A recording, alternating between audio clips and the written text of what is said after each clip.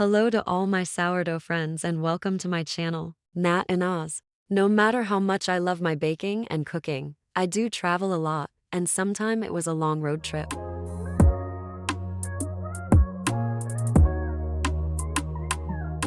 That is why I have to plan how to keep my starter alive and healthy without feeding. And I am going to show you how to do that, including how the sourdough comes out with this long time unfeeded starter. After your final baking and you know that you will not use your starter for a long time, let's say more than 7 days, we have to prepare our starter to survive in this starving condition. By feeding the starter with 2 to 1 flour to water ratio, just the small amount of flour and flour will do the trick. I use 20 grams of water and 40 grams of flour.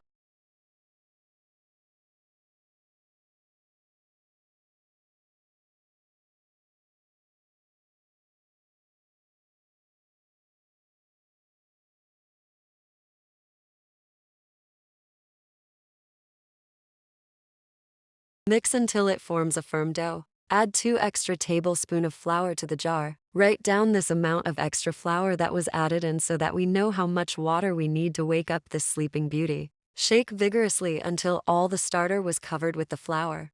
Write down total amount of flour and water in this feeding. Let it rest on the counter for 30 minutes before put it in the fridge. The longest period I kept my starter with this method is 2 months, and it survived.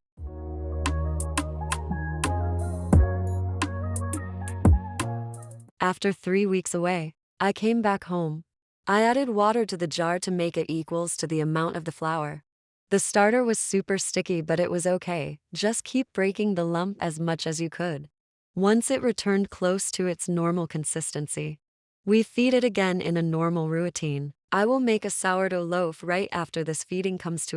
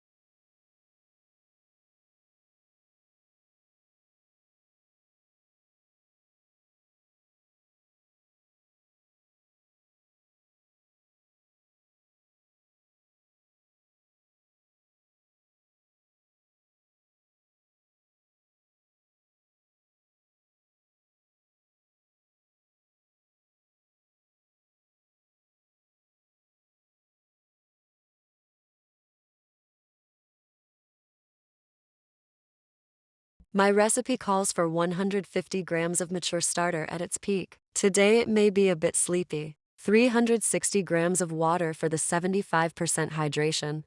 500 grams of high-protein bread flour. For the salt, I will add it after the autolysis process.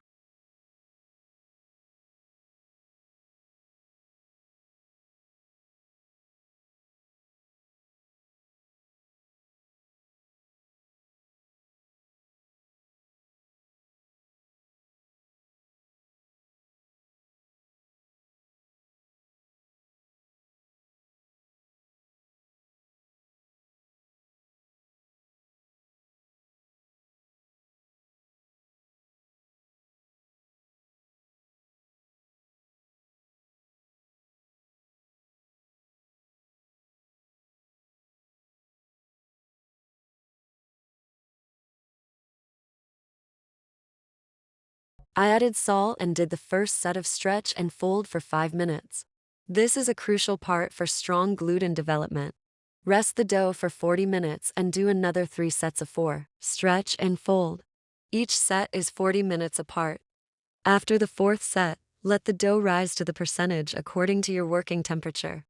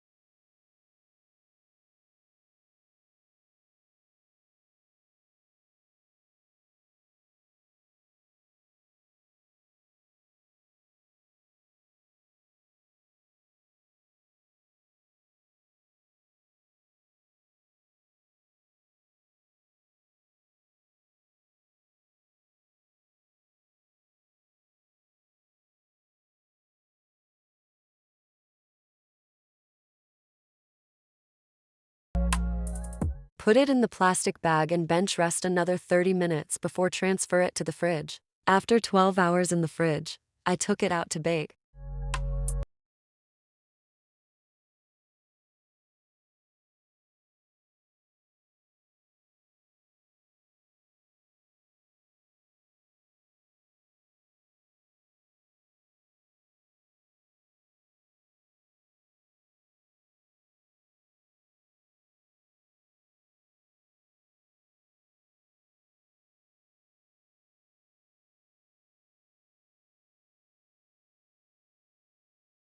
Generous water on the dough. Bake in the Dutch oven at 250 degrees Celsius for 25 minutes with the lid on, and another 15 minutes with the lid off. Keep in mind that your baking time may be somewhat different from mine.